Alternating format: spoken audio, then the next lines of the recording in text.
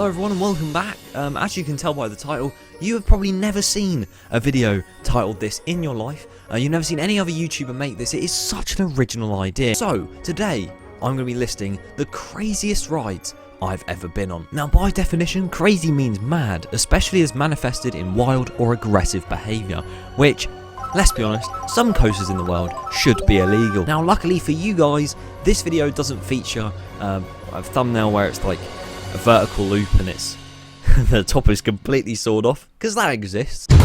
By that definition, I'm basically going to be going by rides that I've been on, which I've got off of and thought, what on earth have I just experienced? Or some of them may even be just the design of it as a whole is quite weird and very, very crazy. So as much as I will list this off as number 1, number 2, number 3, it isn't in any specific order. Some of them are more crazy than others, yes, but they're all pretty similar. So here we go. At number 1 on the list, we have Crazy Coaster at Phantasialand, Japan. At number 2, we have Crazy Coaster at Arcadia City. At number 3, we have Crazy Coaster. And at number 4, you're not going to believe this, we have Harley Quinn's Crazy Coaster. Harley Quinn Crazy Coaster. The first one I want to talk about is Taron at Phantasialand. Now, I first rode this back in 2019 and I've been waiting to ride it ever since it opened back in 2016, and it lived up to the hype, if not exceeded it. When you turn that first corner and go into the first launch, you're kind of there like, right, this is about to happen. Now, I will admit, as much as the first section isn't the fastest of pace, the second section definitely makes up for it. Every single hill you go over, every single time you turn left or right, you're just whipped out of your seat. After the second section, after getting off that ride, you're just on the brake run or on the pathway just thinking, what just happened? Now, I thought we'd go a bit closer to home. We've got the Smiler at Alton Towers. Now, I'm not just saying this because of its 14 inversions. I'm also saying this because of its 2 airtime hills. Having done this ride quite a few times, the craziness of it still doesn't go.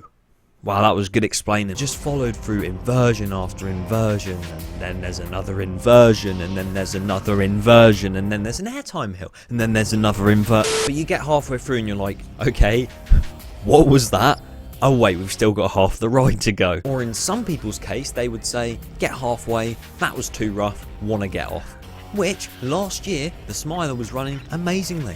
So, have your opinion, but I think you're wrong. We have to thank the god that is John Wardley. As you can see, I've got him I've got him in my hands. What the hell? I've got to praise him for creating an absolute mess of a roller coaster, but it is still absolutely amazing. So going for a ride with a little bit of a shorter duration, and that is Red Force at Portaventura, well, Ferrariland. This ride is mainly on here just because of that launch speed and the height of the top hat.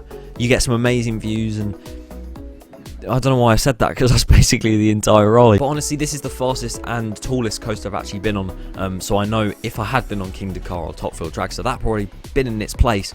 But for what it is, what a ride. But yeah, that launch, you sat down. If you're on the front row, then that's even better. But if you sat further back, then you sat down and you start to launch, and then slowly your train starts. But no, honestly, the bumpiness further back from the front actually kind of adds to the craziness of that launch. And on the top of the top hat, you do get quite a bit of airtime depending on where you're sat, so there you go. Now, before we move on, I just want to give a quick mention to some flat rides. I'm only going to mention 3 because this is about coasters, but it's also about rides in general. So one that you, if you do watch the channel, probably know would be on this list is Time Machine at Adventure Island. Basically, I died. This ride is just, why does it exist? What was the need? Did someone sit there and think, right, let's place riders flat on their back, then lift them up a bit, spin them round really fast, forwards, backwards, left, right, basically kill them. And it's actually the only ride that I've been on that has managed to genuinely make me lose track of where I was completely. An honourable mention I just want to give is Samurai at Thorpe Park in the dark, in the pouring rain. It doesn't sound fun, but somehow it was, because Samurai is one of my favourite flat rides anyway, and I'd love to do more of that type of flat ride, but honestly, getting whipped around and feeling the water against your face, it was fun. No, it wasn't. Okay, never mind. And the last of my honourable mentions to flat rides is Hurricane Condor. It's the tallest drop tower I've ever done, and I don't plan on doing any more. Sequoia Magic Loop at Gardaland in Italy. First of all, I want to ask a couple questions. Who invented this thing? Why did they think it was a good idea, and why is it actually a lot of fun? And as much as on POVs it might look quite painful, it was actually not painful, but it was a bit uncomfortable, as you can probably tell. Yeah, I was screaming my head off on this thing. Don't ask why, it's just because it was very strange, and that's all I have to say, really. And we've come to the end of the list, with one more remaining. Now, I know I said Time Machine is probably the craziest ride I've done, but this is definitely the craziest coaster I have done. Not Crazy Coaster, bear in mind. This is, of course, Zadra at Energylandia. If this is what other RMCs are like, then I can't wait to ride them, because I knew this thing was going to be mental, but I didn't know it would be this mental. Bear in mind also, some of these elements before riding this I'd never experienced in my life. 0G stalls, a proper outer bank turn, a proper like wave turn-esque thing. I've never like experienced any of that, and this ride had it all, and it had the speed. And again, if you watch the channel and you know me, I am quite tall, and of course RMCs have the leg restraints, so if you're tall and there's leg restraints, your legs are gonna get battered. And yes, there are parts of the ride where my legs would bang into the restraint and it would leave bruises every time I went on it, but I would happily ride it more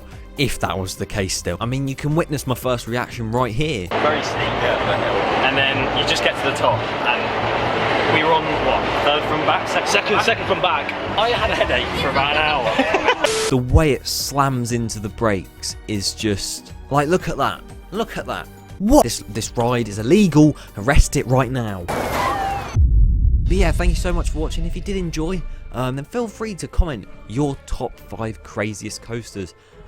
Don't make it Crazy Coaster, because I've already made that joke. And if you're going to make one that's Octonauts at number 1, Flying Fish at number 2, don't bother. But yeah, as much as there are other videos of these craziest coasters, I haven't really, maybe I need to be pointing in the right direction, but I haven't actually really seen anyone do a video like this where they go through the craziest rides they've experienced, not just because, oh, it's 400 foot tall, meaning it's absolutely out of this world. But yeah, I'm sure I'm not the first person to do this, as with any of my videos. Thank you so much for watching, and I'll see you all next time.